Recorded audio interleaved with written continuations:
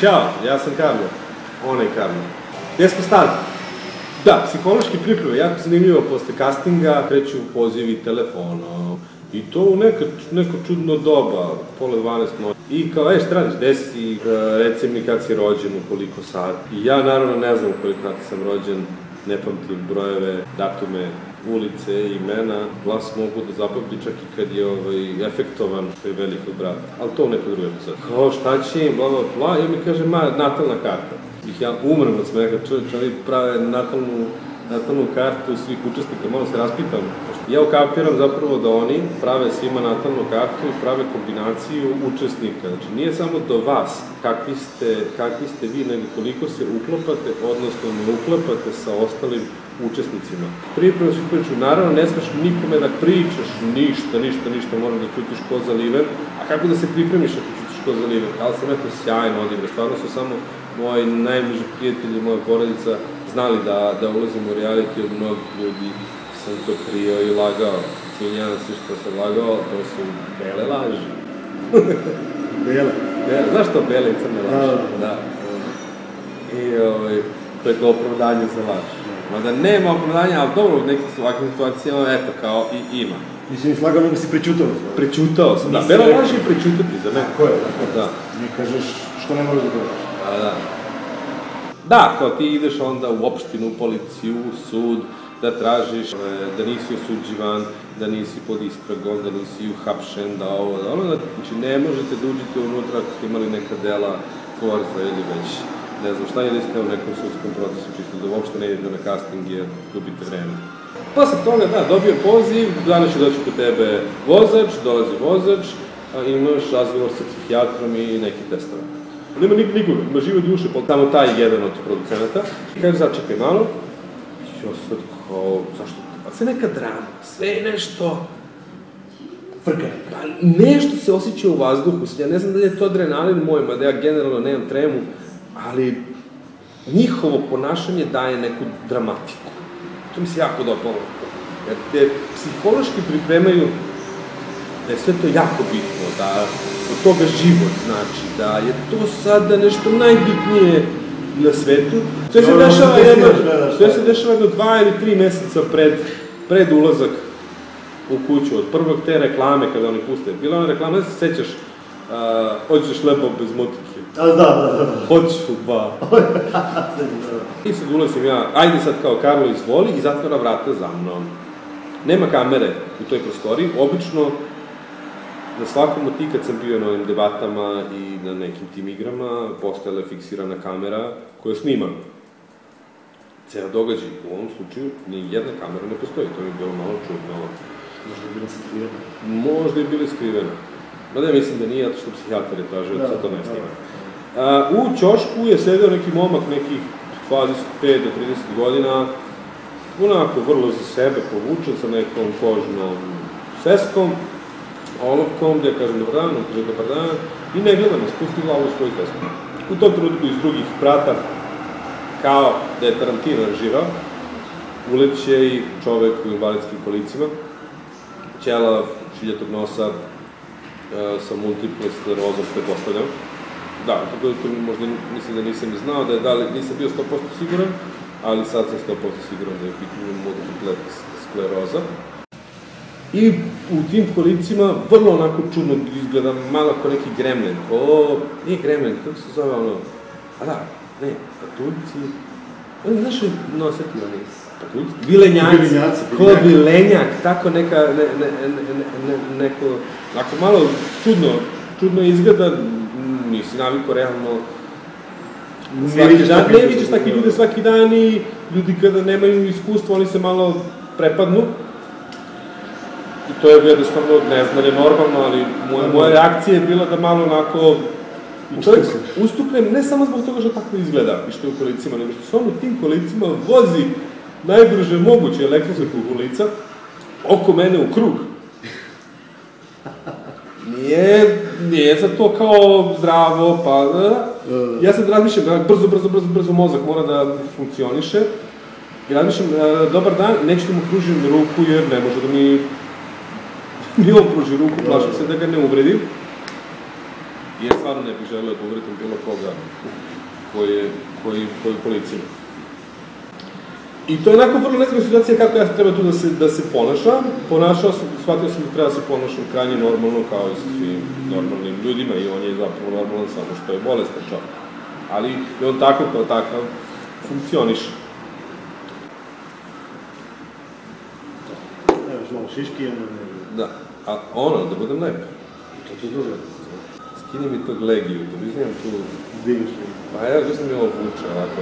Da sam se dešao da mi vuče pa da, i on sad kao, ti se stidiš. Bukvalno, provokacija, dečija, ali onako nadmena, bezobrazna, puno autoriteta. Ja kažem ne. Ja kažem da stidiš se. Ja kažem ne. On kaže ti si gej. Ja opet kažem ne.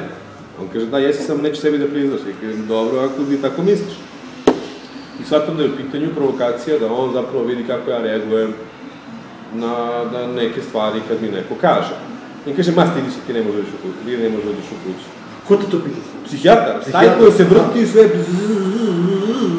Čekaj, ko je psihijatar? Taj u policima je psihijatar? Da, nisam skapirao ovo je asistent. Ja, dobro. I kao, ti se stidiš? I ja kao, ne. I on opet, ti se stidiš? Ja kao, ne. I on kao, ma ne može uđeš u kuću i shvatim, a njemu je potrebno da vidi da li može da mi izmanipuliše. I naravno uzim šta uradim, skinem gaće, komplet, skurski pantalone, i skinem gaće i sve, i kažem, ne stidim se. I on kaže, opa! I kreće sad usporava oko mene. I kaže, imaš lepu bluzu. Ja kažem, hvala. On kaže, jel tvrda? Ja kažem, pipni. Mislim, kako će da pipni? Dobro, ja da si ti kao pušac. Dobro. Okej, sad možeš da se obučeš. Shvatim da sam ga malo čačno, ali jebi ga čačno i on mene, šta sad, to sam ja. Hoće da se čačkamo se. Nisam bio bezobrazan dok on nije bio bezobrazan, zar ne? Ili je to normalan flirt? Posle sam saznao da nisam jedini kome je on rekao da sam gej i provocirao na taj način. Mnogi ljudi koji su učestvovali u operaciji Trijumf i njima je bio isti psihijatar. Ja, ako neko od njih znate, pitajte ih da li mi je tvrdio da su homoseksualnog opredeljenja. Jako zanimljivo. Zašto? Posle toga radio sam, mislim, više tu nismo ni pričali nešto specijalno. Prekinuli smo sav razgovor. To je to. Odveli su me posle kući. Medicinski pregled. Dešava se u Košutnjaku, Senjaku, nemam pojma, neki fancy kraj, u pitanju privatna klinika, nabuđena, sve ono, kako treba, tu se poznati leče, znači, taj neki razlog. Ali sad, ovo je potpuno interesantno. Oni, produkcija, ne sme da dozvoli da se kandidati iz užih kruga, koji u ovom trenutku, ja pretpostavljam da ima oko 40, tako nešto sam načuo, a ulazi samo 15 i ovo ostali su rezervni. I mi ne znamo, dokle god ne uđemo u kuću, da li ulazimo, možda nemaš predstavu i držete u tom nekoj neizvesnosti koja postaje neprijatna, shvataš i ti onako jednostavno stvaraju neki autoritet, ozbiljan autoritet stvaraju, kad ti postaješ poslušan. Ne samo da se sretnemo, nikako, kapirate, a manje više sad odvojili su ove psihijatre potpuno odvojeno.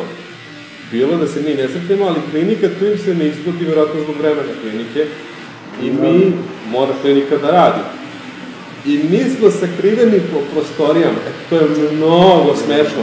Sad ja sam, na primjer, kod oftalmologa, a Manuel je kod, ne znam, kardiologa, a ovaj je kod ovog, ovaj je kod onog. Medicinski brat, jedan jako simpatičan tip, jako fin i onako, samo njemu je to još super interesantno što smo mi svi budući učesnici, što će on prvi da nas zapravo vidi ko smo i ti doktori i on treba da nas provodi, da vodi računa o tome da se mi ne sretnemo. Kakav zadatak? A i producenti su tu neki koji takođe vode računa da se mi ne sretnemo, a da ti zapravo radiš paralelno 10 pregleda. I ispred je druga ekipa, koja u kompleksu potpuna budalaština, potpuno nevjerovatno, kao da je CIA u pitanju, a ne jebeni veliki brat. Stani, sad ne možeš, čekaj ovde, ostani tu, ne mrdaj. I sad kao potpuno, znaš, čekaj kako bre da stani tu, baš mi je bilo smešno, ali kao aj neću da pravim problem, jer to može da izazove da ne uđemo unutra, mi ne smemo da se sretnemo. Iako ne znam smo se ja i Nikola, ali srećemo na piću i dogovaramo šta ćemo i kako ćemo. Ali nema veze, ne smemo kao da se sretnemo nikako i to je ozbiljno, to je ono od života važno, nenormalna ozbiljnost. Izgleda zapravo kao u Charlie Chaplinovim filmovima, jedna vrata se otvore, izađe, druga vrata se zatvori, znaš, zatvori, preće ovamo. U jednom trenutku umalo se nisam video sa nekim tipom, koji je imao neku Armani majicu plave boje, koju sam video, ali nisam stigao da vidim glavu, stao je ispred čovek, da spasi i mene i njega, da se ne vidimo, da smo se videli, verovatno ne bi ušli ni jedan ni drugi. Psiholog, to je bilo mnogo smiješno. Delovalo je vrlo uplašano, delovalo je da je jako neprijatno što to uopšte radi, delovalo je da nije tu, delovalo je da je ono samo nesno. I onako, čutim u ćošku i ti sad dobiješ kartice i dane možda ispred sebe. Na karticama su pitanja. Da li voliš svoju mamu? Da li si nekad razmišljao da se ubiješ? Da li mrziš svog oca? Da li voliš svog oca? Da li si nekada, ne znam, tako, raznorazne neke stvari, neka pitanja i ti odgovaraš sa dane možda tako što stavljaš tu karticu na to mesto. Ja sam stavljao po sistemu 3 pa 1. Znači 3 ide na da, pa onda na sledeću nebitno koje je pitanje. Pa onda idemo na možda 3, nebitno koje je pitanje, ali 3 pa 1 smo išli kartijer rad. Šta te briga da li ja volim svoju majku i oca? Ti ćeš da mi pitaš da ja volim svoju majku i oca i ti ćeš da napraviš profil, a uplašili se kako sam ušao tetovaža se prepao, mislim psiholog koji se prepao tetovaža. Evo, brado. Možeš malo, ali nemoj da preteraš. Šta neće? Već se počeli da ne zovu brbuljice. Aj čao. I stvari ne, a morate